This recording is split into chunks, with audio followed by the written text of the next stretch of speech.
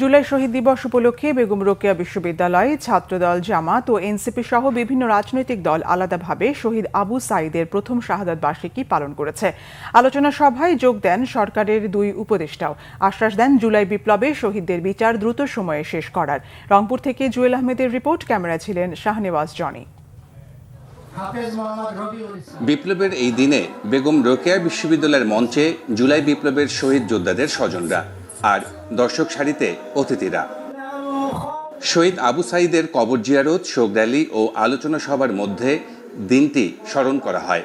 শহীদ আবু সাঈদ তরুণ ও মিউজিয়ামের ভিত্তিপ্রস্তর স্থাপন করেন অন্তর্বর্তী সরকারের দুই উপদেষ্টা। আলাদা কর্মসূচি পালন করে ছাত্রদল, এবি পার্টি, জামায়াতে ইসলামী, গণসংহতি আন্দোলন ও এনসিপি সহ বিভিন্ন রাজনৈতিক সংগঠন। বক্তারা বলেন, বৈষম্যের বিরুদ্ধে জীবন উৎসর্গ করেছেন আবু সাঈদের মতো বিপ্লবী তরুণরা। যেখানে আবু সাঈদের এই শাহাদাত বরণের মধ্য দিয়ে আমরা এক এবং ঐক্যবদ্ধ জাতি গঠন করব, ঐক্যবদ্ধ বাংলাদেশ দেখব, কিন্তু সেখানে আজ যারা এই ব্যানারের নেতৃত্ব দিয়েছে, যারা ক্রেডিট ছিনতাই করেছে এই জুলাই আগস্ট গণঅভ্যুত্থানের, তারা ঠিকই আবারও বৈষম্য তৈরি পায়তারা করছে। আমরা যে ন্যূনতম জাতীয় ঐক্যের কথা বলেছিলাম, আবু সাঈদ এবং হাজারো শহীদের রক্তের উপর দাঁড়িয়ে সেই ন্যূনতম জাতীয় ঐক্য আমাদের রক্ষা করতে হবে এবং সেইটা করতে পারলেই সাঈদের প্রতি আমাদের শ্রদ্ধা এবং ভালোবাসা আমরা একটা প্রত্যাশার বাংলাদেশ, একটা পরিবর্তিত বাংলাদেশ, এবং যেটাকে আমরা বলছি যে আমাদের সংস্কার এবং বিচার এবং নির্বাচনের মধ্য দিয়ে একটা নতুন যাত্রা, সেইটা একটা কঠিন চ্যালেঞ্জ এখন আমাদের সামনে আছে।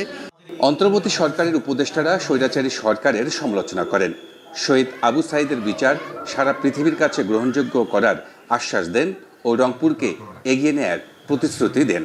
একটা বিচার কার্য যখন আমরা খুব স্পষ্টভাবে, খুব সুষ্ঠুভাবে সারা পৃথিবীর কাছে গ্রহণযোগ্যভাবে বিচার করতে যাই, আমাদেরকে সমস্ত কিছু চিন্তা করতে হয়। আমরা তো শেখ হাসিনার বিচার করতে এখানে আসি নাই, শেখ হাসিনার আমলের বিচার করতে এখানে আসি নাই। শেখ হাসিনার আমলের মতো জেলে ধরে ফাঁসি দিয়ে দিলাম, কিছু কিছু ক্ষেত্রে হয়েছে পরবর্তীকালে, সেটা না। আমরা চেয়েছি বিচার কার্যটা পুঙ্খানুপুঙ্খভাবে পরীক্ষা করে সারা পৃথিবীর কাছে গ্রহণযোগ্যভাবে যেন বিচার কার্যটা হয়। আমি নিশ্চিত, আমার দৃঢ় বিশ্বাস, আমাদের সরকারের শাসন আমলে আপনারা আবু সাঈদ হত্যাকাণ্ডের বিচার দেখে যাবেন।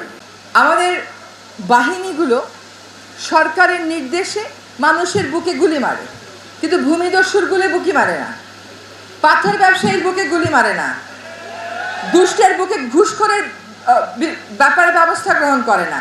সেইখানে তাদের সক্ষমতা রয়েছে। দিবসটি ঘিরে পুরো ক্যাম্পাসে ছিল শোকাবহ পরিবেশ। উপস্থিত ছিলেন শহীদ সাঈদের পরিবার, সহপাঠী ও স্থানীয় মানুষজনও। সবার দাবি, আবু সাঈদের আত্মত্যাগ যেন ইতিহাসে অনুপ্রেরণার প্রতীক হয়ে থাকে। জুয়েল আহমেদ, বাংলা ভিশন, রংপুর।